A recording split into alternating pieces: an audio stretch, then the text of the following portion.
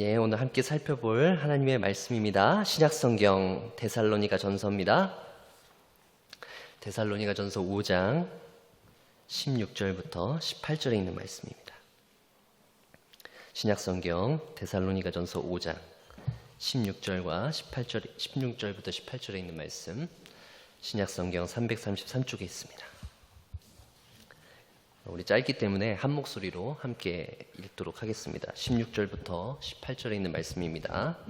항상 기뻐하라, 쉬지 말고 기도하라, 범사에 감사하라. 이것이 그리스도 예수 안에서 너희를 향하신 하나님의 뜻이니라. 아멘.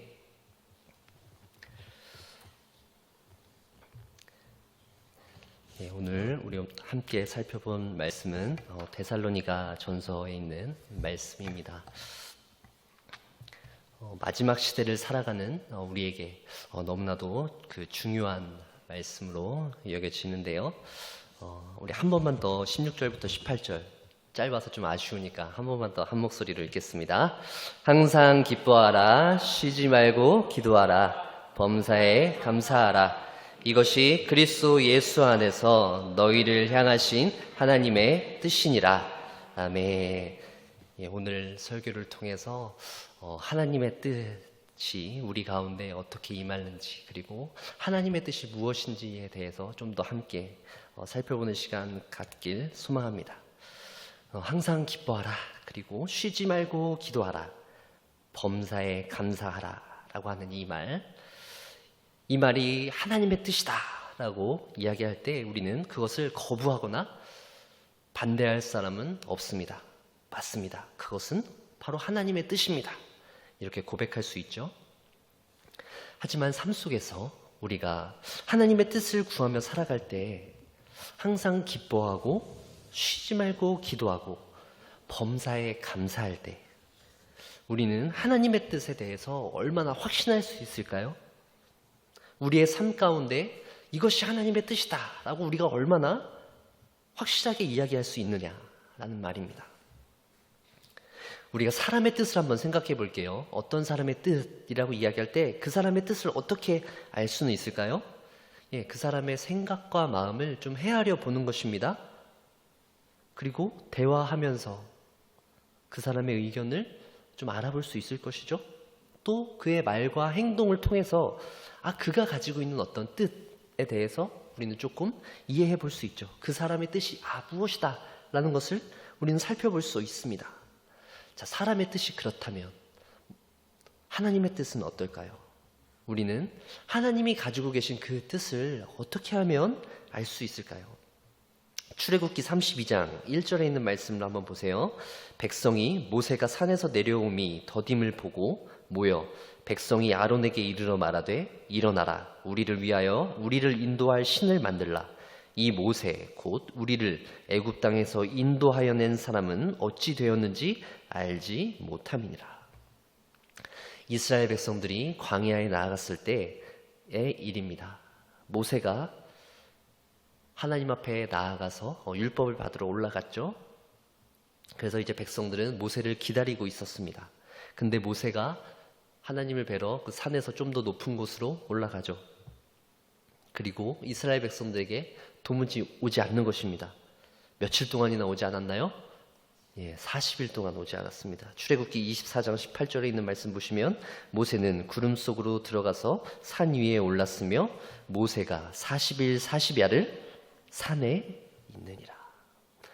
하루도 아니고 이틀도 아니고 40일 동안 모세가 나타나지 않자 이스라엘 백성들은 굉장히 두려웠던 것 같습니다. 이스라엘 백성을 인도하고 있었던 모세가 보이지 않자 그들은 분명히 모세가 산에서 실족하였을 것이다 라고 이야기했을 것 같기도 하고요. 어떻게든 모세를 한번 찾으러 누가 떠나야 되지 않느냐 라고 하면서 내부에서 굉장히 큰 혼란이 있었을 것이라고 생각되어집니다. 그러면서 그들이 아론에게 요구하는 것이 있어요. 그것이 무엇일까요? 바로 신을 만들라고 요구합니다. 그들이 애굽에서 섬겼던 신처럼, 그들이 애굽에서 섬겼던 우상들처럼 그들은 금송아지상을 만들게 됩니다. 그들은 언제든지 자신이 불안하면 자신들의 불안을 해소시켜줄 대상을 찾았죠. 그들은 자신들의 손으로 신을 얼마든지 만들어낼 수 있다고 생각했던 것입니다. 이스라엘의 백성들의 이 모습들이 바로 우리의 모습 아닙니까? 하나님의 뜻을 구하지만 하나님의 뜻을 하루 이틀 구하다가도 오랫동안 하나님의 뜻이 우리 가운데 발견되어지지 못할 때 우리는 하나님의 뜻을 대체할 어떤 것들을 만들어냅니다. 이것이 하나님의 뜻이야.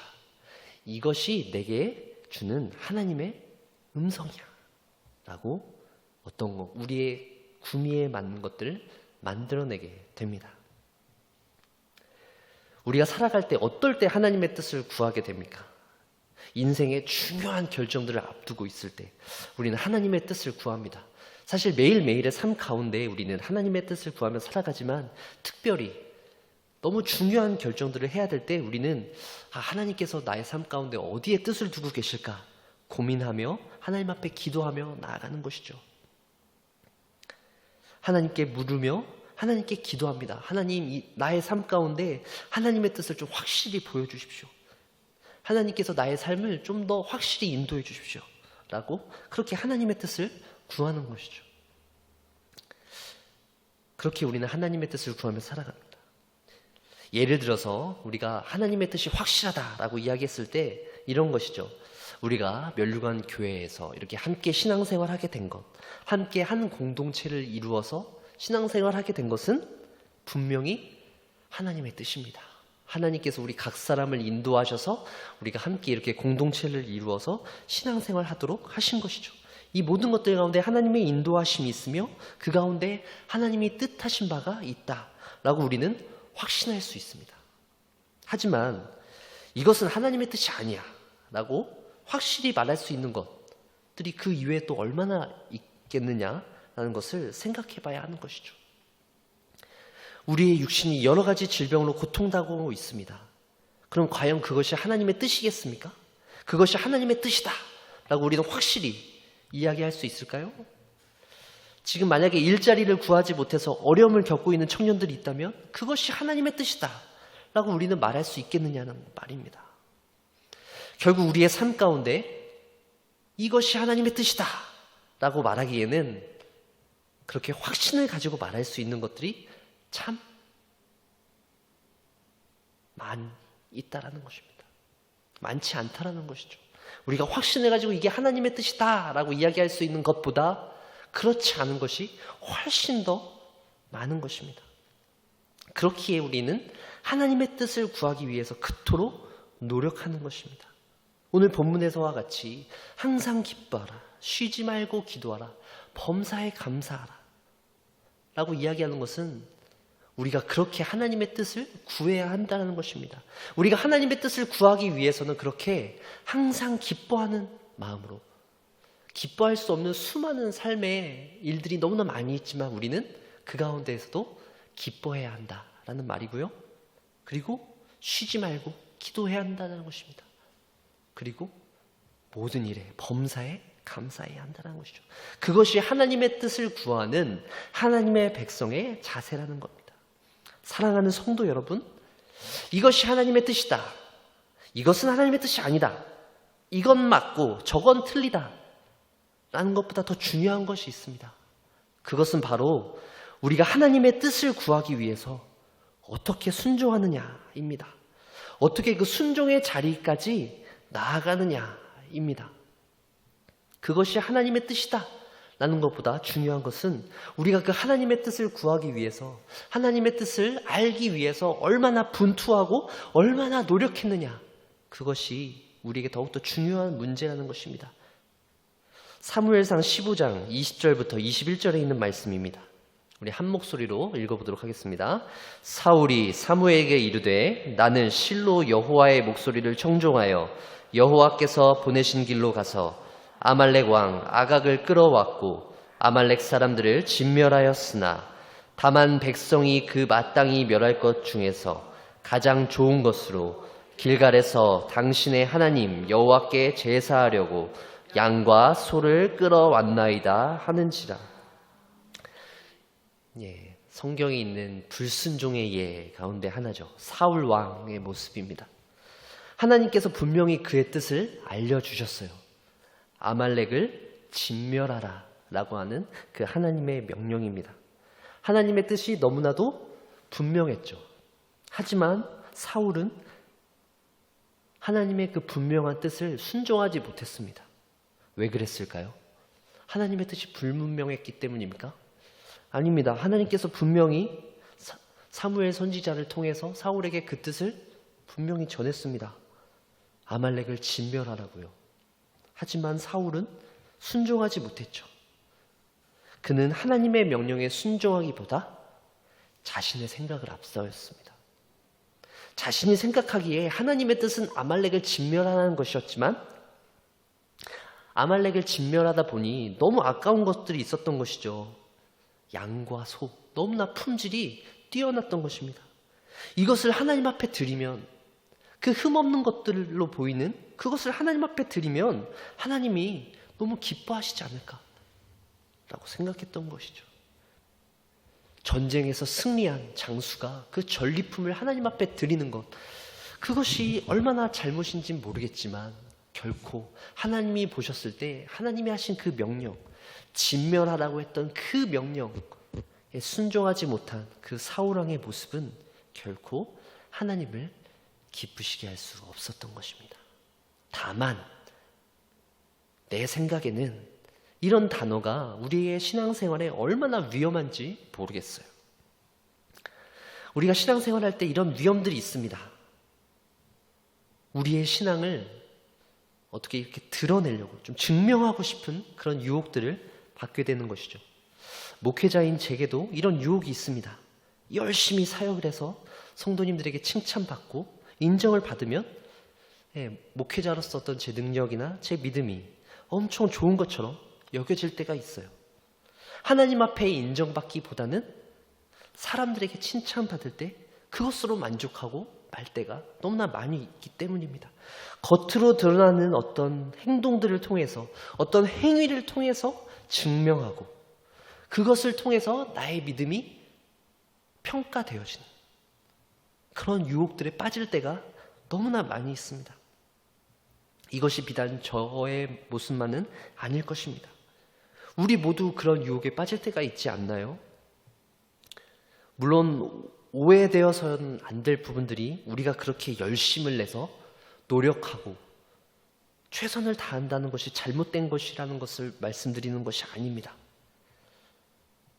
겉으로 드러나는 것이 다가 아니다 라는 말 속에는 그러면 적당히 어느 선을 지키면서 살아가야 한다는 것이 아닙니다. 하나님 앞에 최선을 다하는 사람들의 그 열심을 낮게 평가하는 것은 아닙니다. 저는 우리에게 있는 그런 유혹들이 분명히 있다라고 하는 것을 강조해서 말씀드리고 싶기 때문입니다. 자꾸 우리의 믿음이 드러납니다. 우리의 열심을 통해서 다른 사람들이 봤을 때, 사람들이 봤을 때 드러나는 그런 지점들이 있습니다. 그것을 통해서 우리의 믿음이 증명되어지는 부분들이 분명히 있어요. 그래서 자꾸 우리는 열심을 내게 됩니다. 어떤 행동들을 통해서 우리의 믿음이 증명된다면 사실 너무나 기쁠 것입니다. 성경을 열심히 읽고 기도를 많이 하고 전도와 구제에 힘쓸 때, 그리고 또 다른 여러 교회 일들에 힘쓸 때 우리의 믿음이 입증된다면 너무 좋겠어요. 너무나 더 열심히 할 수 있을 것 같습니다. 하지만 그런 일들을 하면서 허전함을 경험하고 우리의 믿음이 증명되기보다는 다른 사람들과 경쟁하게 되어지고 다른 사람들과 비교될 수밖에 없는 그런 일들을 너무나 많이 겪게 됩니다. 사실 우리는 모두 다 연약하고 부족한 죄인입니다. 그래서 우리는 하나님 앞에 우리의 믿음이 이렇게 행위로 증명되지 않는다는 사실을 분명히 알고 있습니다. 우리가 가진 믿음의 진실함과 참됨은 이렇게 우리의 노력으로서 증명되는 것이 아니라 우리가 얼마나 하나님 앞에 진실된 모습으로 정직하게 나아가느냐라는 것입니다. 우리의 그 모든 행위가 얼마나 예수 그리스도 앞에 온전히 드려지느냐, 거기에서 갈린다라는 것입니다. 우리의 믿음이 드러나고 우리의 행위가 존중받고 그것에서 그치는 것이 아니라 우리의 믿음과 우리의 그 모든 수고가 얼마나 예수 그리스도를 드러내는가, 얼마나 예수님께서 하나님의 아들이심을 우리가 선포하는가, 우리의 삶을 통해서 드러나는가 라는 것입니다. 우리는 낮아지고 우리의 모습은 열심을 내면 낼수록 우리의 모습은 사라지고 오직 그리스도가 드러나게 된다라는 것입니다. 우리는 겸손히 주의 명령만을 따를 뿐입니다. 우리의 믿음이 다른 사람들 앞에서 과시되어지고 드러나는 것은 결코 하나님이 기뻐하시는 모습이 될 수 없어요. 우리가 하나님 앞에 그리고 사람들 앞에 우리의 믿음을 드러내기 위해서 자랑한다고 드러나는 것이 아닙니다. 어쩔 수 없이 드러나는 부분들이 있어요. 나는 하나님 앞에 최선을 다하지만, 나는 하나님께서 내게 주시는 그 명령이라고 생각하고 최선을 다해 나아가지만, 열심을 다하지만 어느 순간 다른 사람들 앞에서 나의 믿음이 과시되어질 때가 있다는 것입니다. 내 의도와는 상관없이 그렇게 드러날 때가 너무나 많이 있다는 것이죠. 그로 인해서 하나님이 기뻐하실 수 없는 그런 순간들이 너무나 많습니다. 그로 인해서 두렵죠. 그러면 뭐 열심을 내지 말란 얘기냐, 어떻게 하란 얘기냐, 그냥 적당히 신앙생활 하면서 살라는 얘기냐. 너무나 어려운 말씀을 드린다는 것을 잘 압니다. 사랑하는 성도 여러분, 우리 모두는 각자 하나님 앞에 받은 달란트가 있어요. 어떤 사람은 10달란트를 받았습니다. 어떤 사람은 5달란트 받았어요. 어떤 사람은 1달란트 받았습니다. 하지만 그것이 그가 하나님 앞에서 10달란트 받은 사람이 참으로 존귀한 자이고 5달란트 받은 사람은 그 다음, 1달란트 받은 사람은 그 다음, 그것이 아니지 않습니까? 우리 모두 하나님의 자녀이고 우리 모두 하나님의 사랑받는 자녀입니다. 누가 더 많이 받았네, 누가 더 적게 받았네 따지는 것은 하나님 나라의 모습이 결코 아니라는 것이죠. 다른 사람들이 질투하고 시기하도록 자신의 업적을, 자신의 행위를 자랑해서는 안 됩니다. 혹여나 그런 것이 드러날까 우리는 조심해야 합니다. 질투하고 시기하는 그런 사람들이 잘못된 것 아닌가라고 생각할 수 있지만, 우리는 은근슬쩍 우리의 업적과 우리의 행위가 드러나는 것을 즐길 수 있는 그런 위험을 조심해야 합니다. 끊임없이 우리 자신을 살피며 혹시나 그렇게 될까 두려워하며 염려하며 조심해야 한다는 것입니다. 더 이상 경쟁적으로 우리 자신을 증명하는 것을 멈춰야 합니다. 이것은 우리 개인들의 모습뿐만 아닙니다. 한국 교회 전체에 해당하는 모습이죠. 교단마다, 교회마다 자신들의 교세를 과시하기 위해서, 자랑하기 위해서 그 수많은 일들을 멈춰야 합니다. 은근히 드러내는 모습 멈춰야 합니다. 우리 교회가 다른 교회보다 낫지 뭐, 저기 있는 교회보다는 우리 교회가 더 아름답지, 이렇게 생각하는 것 역시도 하나님께서 기뻐하실 수 없는 그런 모습입니다. 사랑하는 성도 여러분, 이것이 바로 하나님의 뜻입니다. 우리 모두는 존재 자체만으로 하나님 앞에 존귀한 자녀들입니다. 우리의 믿음이 크냐 작냐 이것은 중요하지 않습니다. 그것은 지극히 어려운 일이에요. 하나님 앞에서 누가 크냐 작냐를 따지는 것은 결코 하나님이 기뻐하실 수 없는 모습이라는 것입니다. 에베소서 5장 12절에 있는 말씀을 읽어드리겠습니다. 그러므로 어리석은 자가 되지 말고 오직 주의 뜻이 무엇인가 이해하라. 우리는 주의 뜻이 무엇인지를 이해해야 합니다. 우리의 생각과 우리의 감정을 다해서 하나님께서 우리에게 주신 그 뜻이 무엇인지를 이해하기 위해서 노력해야 합니다. 하나님의 뜻이 어디에 있는지를 끊임없이 구하는 저와 여러분들이 되어주시길 축원합니다. 하나님의 뜻을 구한다는 것은 우리의 생각과 마음을 내려놓고 먼저 하나님 앞에 순종하며 나아가겠다라고 고백하는 것입니다. 하나님의 뜻과 내 뜻을 비교해보고 적당히 중간 지점에서 타협점을 찾는 것이 아니라, 그로 인해서 어떤 이득을 취하겠다라는 것이 아니라, 우리가 온전히 하나님의 뜻을 구하며 내 뜻을 내려놓겠다라는 것입니다. 하나님의 뜻에 부합하게 내가 얼마나 살아가고 있는지를 점검해 보겠다라는 것입니다. 하나님의 뜻이 저만큼 있으면 내 뜻은 이만큼밖에 안 되는구나. 하나님의 뜻을 위해서 내가 열심히 최선을 다해서 나아가야지. 하나님의 뜻을 위해서 열심히 노력해야지 라고 다짐하는 것이 바로 우리가 하나님의 뜻을 구하는 성도들의 올바른 자세일 것입니다.